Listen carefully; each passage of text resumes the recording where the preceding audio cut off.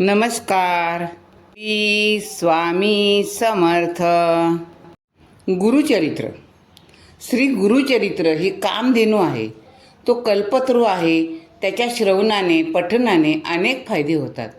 या ग्रंथाच्या श्रवण पठणाने गुरुकृपा प्राप्त होते.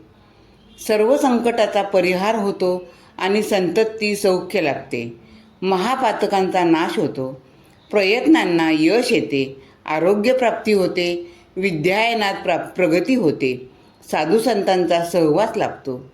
घरातील वादविवाद नाहीसे होतात. सर्व प्रकारची प्राप्ती होते. संकटकाळी धैर्य येते. मात्र त्यासाठी सदाचरण आणि श्रीगुरूंवर नितांत श्रद्धा आणि दृढ भक्ती आवश्यक आहे. या ग्रंथाचा सर्व साधकांना आध्यात्मिक आणि सर्वतोपरीने लाभ व्हावा हीच दत्तक गुरुचरणी प्रार्थना. श्री गुरुदेव दत्त.